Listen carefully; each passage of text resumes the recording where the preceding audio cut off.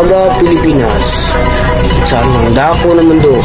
Live tayo ngayon sa broadcasting station ng Booth 1 Fast Report. Maghatid na mabilisang balita saan ka man.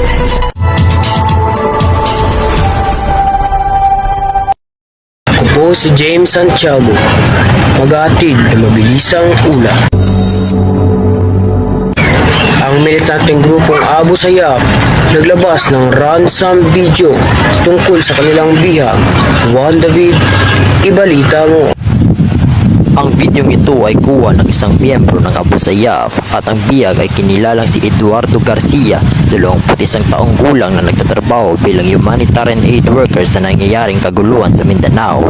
Si Eduardo ay nabihag sa sinasakyan nitong barko na patungo sa Holo-Sulu noong ika-6 ng Agosto 2023 upang maghatid ng relief goods sa mga taong ipit sa kaguluhan. Ngunit ito'y tinambangan at hinayjak ng militanteng grupong Abu Sayyaf.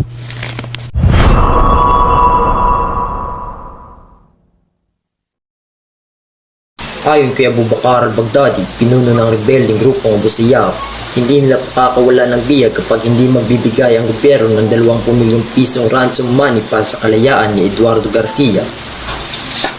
Sa ngayon may plano ang AFP na magsagawa ng rescue operation sa bihag at manhunt operation para kay Abubakar al-Baghdadi at sa rebelding grupong Abu Sayyaf. Live dito mula sa Miswood Valley, Davao City, nagbabalita Juan David. Balik sa iyo, Jaime.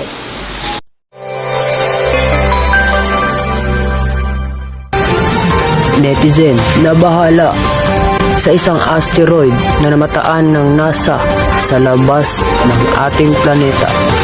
Posible bang tatama ito? Kuya Kebs, ano na? Kuya Kibs, ano ba itong namataan ng NASA na asteroid na nasa labas ng ating planeta? Gaano ba ito kalaki at posible ba itong tatama sa ating planeta? Ano na, Kuya Kibs? Ang asteroid na namataan ng NASA ay pinangalanan Apophis, isang spiral-type asteroid na nasa konstelasyon ng Sagittarius sa kasalukuyan.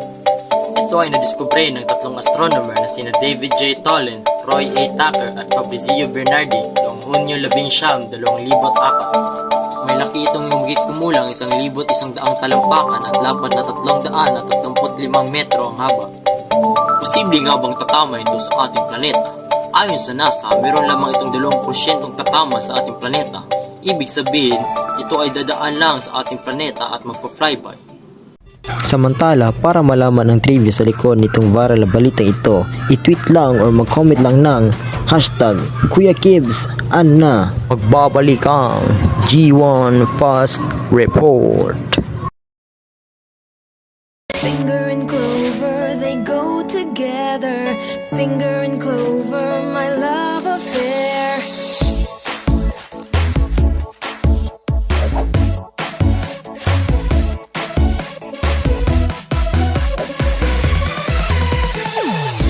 Lahat sisimutin, sarap ay uubusin. Lover ng clover, my clover finger. Simut sarap kasama ang Clover.